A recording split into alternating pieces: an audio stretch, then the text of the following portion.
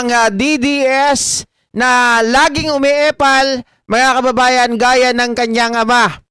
Dahil nga po kahapon, sa kanya pong premonition, ang bagong manghuhula na papalit kay Madam Auring na si Marcoleta Jr., mga ka-GPnatics, sumirit pa kanina.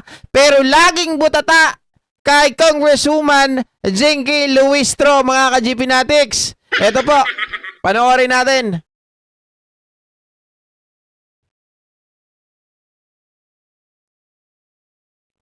Ito, mahaba-haba to, mga kababayan. Allow me to briefly summarize what transpired during yesterday's session. Ito ay seryosong mga paratang na nangangailangan ng seryosong pagsusuri. Ang bawat pahina ay may katanungan. At ang bawat katanungan ay nangangailangan ng sapat na kasagutan. This is meticulous, detailed work that demands careful review and our full attention. Once again, let me reiterate, at this stage, we are not determining the guilt. We are not weighing the evidence. The only question before us is there enough in these complaints to justify moving forward with the impeachment process? Ito bang nakasaad dito? Sapat ba itong dahilan para sa impeachment? Now, I must acknowledge that yesterday was an interesting day.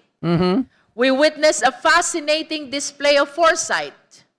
A moment when a colleague sought to act on a premonition to address some matter before it even happened. But today, we leave the world of premonitions behind. We are not fortune tellers. Our duty is to scrutinize the documents now before us. Our focus is to determine whether the third and fourth impeachment complaints are sufficient in substance. Okay, so ayan, narinig nyo mga ka-GPnatics, maliwanag yung banat dito ni Congresswoman Jinky Luistro, ha? We're not fortune tellers. Eto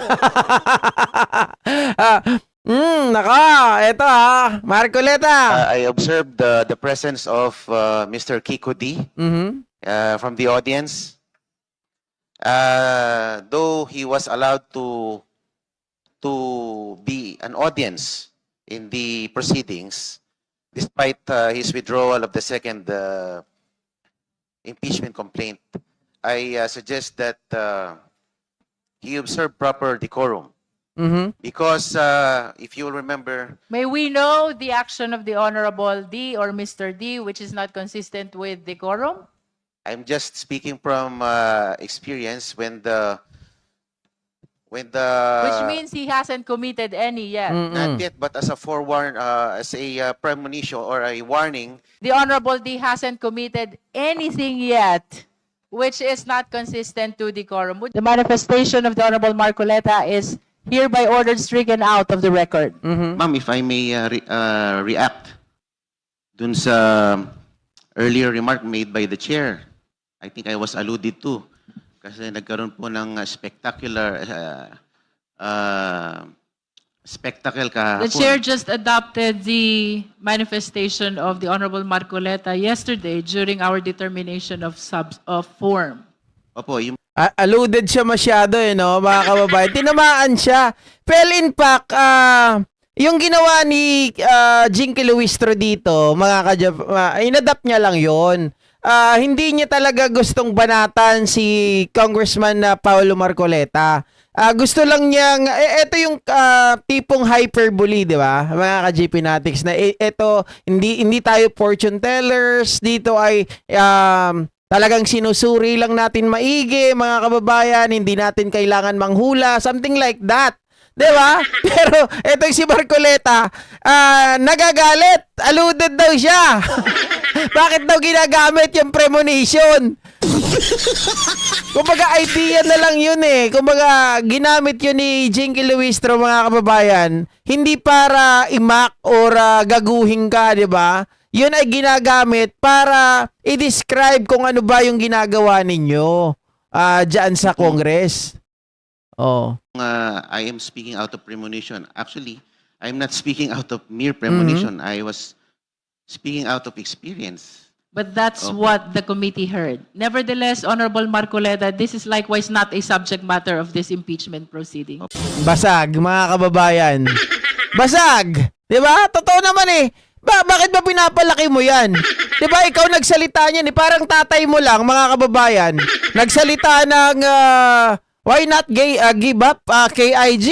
Di ba? Ano ba yung pinag-aawayan natin? Nagpapakamatay tayo dyan. Gusto nyo para madaling salita, give up na lang natin yung KIG. Ngayon, mga kababayan, ang aaway. Di ba? Oh, eto rin, siya rin na nagsalita niyan. Kung ginamit ba niya ni Luistro, hindi para asaring ka, hindi para mga kababayan ay kumbaga maliitin ka, 'di ba? Ang ginamit ito ni Luistro, mga kababayan, para ito po ay ipang-describe kung ano yung ginagawa ninyo diyan sa Congress. Kung ano ba yung standard na ginagawa nyo diyan. Hindi ito usapin ng panghuhula, hindi ito usapin ng premonition, 'di ba? Kasi yung mga 'yon, mga kababayan, kumbaga sa batas, kumbaga sa science, wala yun eh. 'Di ba? Although ako naniniwala naman ako dun sa mga bagay na yun. Kaya lang iba yung usapin dito kasi evidence-based. Yun ang gustong sabihin dito ni Luistro, mga kababayan. Kaya basag na basag itong si basag na basag talaga. Itong si Marcoleta Jr. O tingnan nyo, pakinggan nyo to, mga kababayan. Madalas pong binabanggit yung notices of disallowance and audit observation memo. Para po sa akin, ito po ay mababaw na ground to constitute an impeachable offense. Unang-una po, ang notices of disallowance ay appealable. They are contestable. Yung pong audit observation memo is just a memo issued by the COA for deficiencies in documentation not involving pecuniary loss. Ang notices of disallowance po ay pwede pang i-appeal ng Office of the Vice President sa regional level ng COA, sa commission proper ng COA, at pwede pang humantong sa Supreme Court. The notices of disallowance does not presuppose guilt on the part of the Vice President. It is not tantamount to a prosecution. Kaya wag po natin itong gamitin, itong mga dokumento na ito, as if meron ng ginawang kamalian ang ating Vice Presidente. Dahil dito po pumapasok yung procedural due process kung ito pa'y accorded sa ating Vice Presidente. At isa pa po, yung pong mga ginawa ng Quadcom nung nakaraang taon, yung pong pagbubukas ng mga envelope, I don't think yan po ay kasama sa trabaho ng Kongreso. Dahil ang pag-audit po ay trabaho ng COA. Meron po tayong Latin legal maxim, potestas delegata non delegari. Delegated The power should Honorable not be Marcoleta delegated is further. Di ba sila ay nag-iimbestiga, mga kababayan, in aid of legislation? Kung nagbukas man sila ng envelope, that's nothing to do doon sa pag-audit ng COA, mga ka-GP Natics. Walang kinalaman yun, di ba? Kung ito ay prinisinta tawag dito, ng resource person, at kung ito ay chine-check kung may laman, mga kababayan, it's nothing to do with the audit, di ba? Hindi naman nag-audit dun eh. Ito ay pinipresenta lamang as evidence. Hindi po ito pag-audit na trabaho ng COA.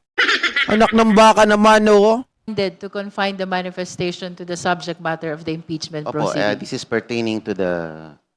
This is not the about envelope. Quadcom. This is the impeachment proceeding on the 2 complaints against the Vice President. Please stick to the subject matter of this impeachment proceeding.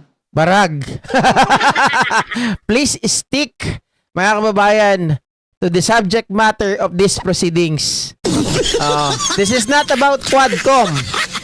Sabog niya naman si Marcoleta. Kaya mamaya sasabihin niya, favorite ko na po kayo. Di ba, mga kababayan, hindi naman dapat talaga pinag-uusapan dito yung mga bagay na yun eh. Dapat noon pa, nung nagkaroon po ng Quadcom hearing, di ba? Nandun naman yung tatay niya eh. Dapat nung panahon na yon, doon pa lang sinasabi niya, "Oy, hindi natin pwedeng gawin dito. Bakit tayo kailangan magbukas ng mga sobre?" Again, mga kababayan ha, ang pagbubukas ng sobre, it's nothing to do doon sa pag-audit. Wala yon. Okay? Hindi naman nila ino-audit yung laman nun eh. Tinitingnan lang nila yung laman pero walang audit na ginagawa because that is an evidence, mga kababayan, provided by the resource person. Okay? Malabong-malabo yung sinasabi dito ni Congressman Marcoleta, ha? At dapat doon pa niya sinabi o yung tatay niya, kasi lagi naman nandun yan eh, sa Quadcom noon eh. Pwede niyang sabihin, bakit gawain ba natin yan na mag-audit tayo? Kailangan ba natin gawin na buksan ang tawag doon, mga kababayan? Yung binubuksan nila, di ba? Yung mga envelope. Oh. Ba't hindi ginawa nun? Ba't ngayon na sinasabi? Oh. Barado tuloy siya eh. Hindi ito Quadcom. Dapat mag-stick ka lang sa subject matter ng ginagawa natin ngayon. Huwag mong ilayo ang istorya. Diba? Ito pa, mga kababayan. Favorite ko na po kayo. Aha. Favorite na Ayan, raw niya. ang sinasabi sa complaint ay may confidential funds na ginamit. At may money trail hanggang sa paglabas ng pera. Mhm. But the narrative stops there. Dun sa military men.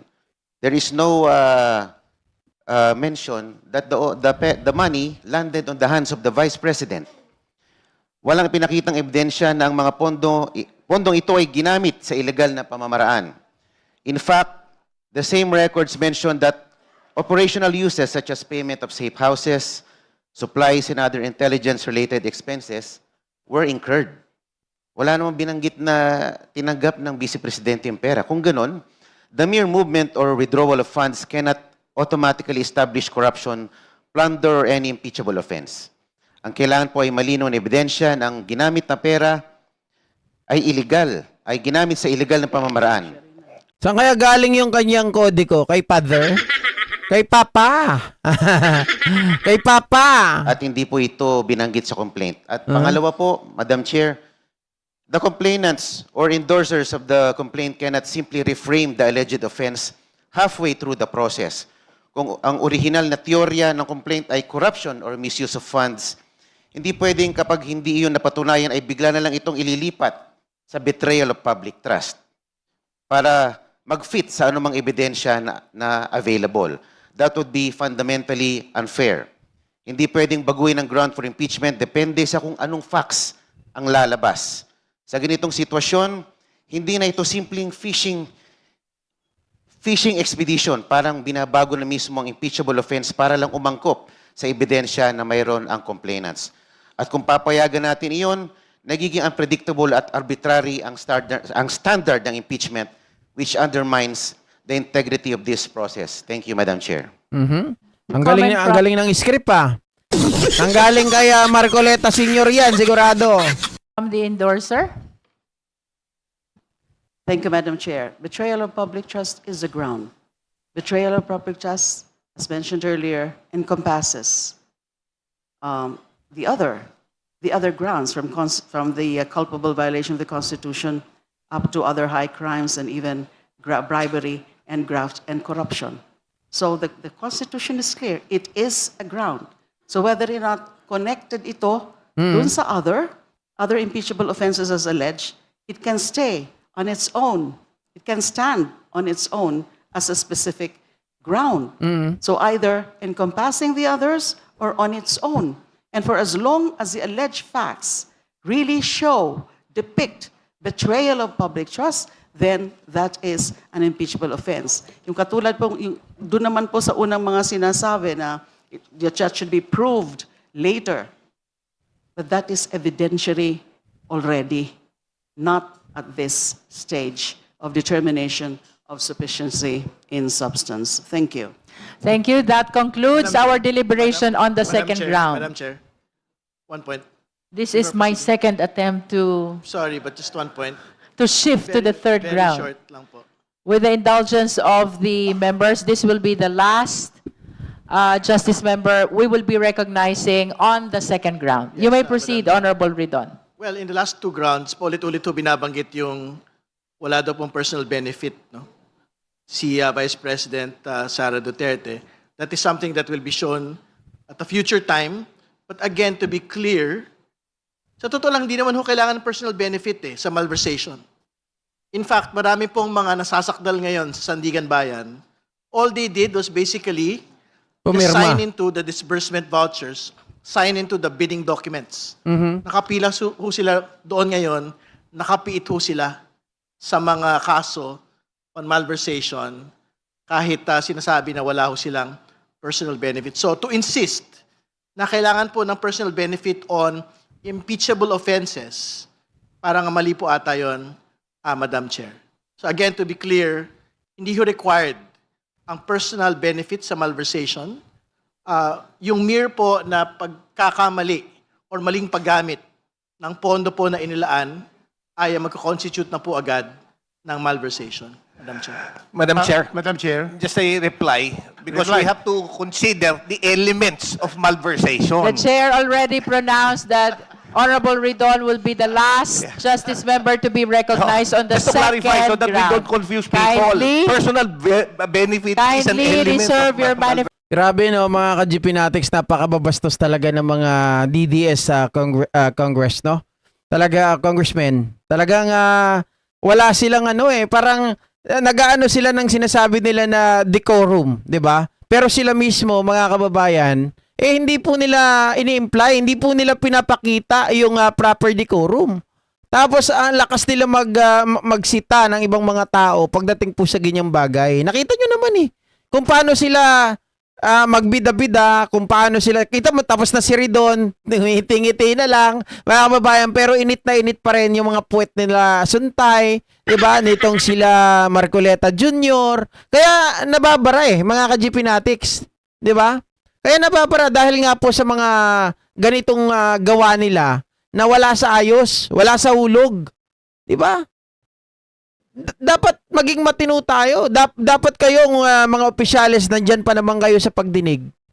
Pero kung ako ang tatanungin, mas okay naman kahit papaano dito sa Congress kumpara doon sa Senado na mas talagang talamak ang gulo. Wala pang mga utak yung mga nandun, 'di ba? Yung mga nandito halos lahat puro mga mga abogado Kaya lang yung iba mga abogago, 'di ba? Anyway, mga kababayan, maraming salamat po muli sa inyong lahat. Hanggang dito na lamang po ang ating live streaming. Thank you at magkita-kita po muli tayo bukas, mga kababayan, sa third day po ng pagdinig po ng impeachment complaint laban po kay Sara Duterte. At baka matapos na rin po bukas, mga kababayan, yung pagdinig po kung sufficient ba yung substance at ito ba ay tatawid sa next stage, mga ka-GPnatics. Yun ay tinatawag nilang little court. Okay, na kung saan po ay kapag nakatawid sa next stage ay baka ipatawag na si Ramil Madriaga. Okay? So, bye-bye guys! Ma'am Jenny Ramos,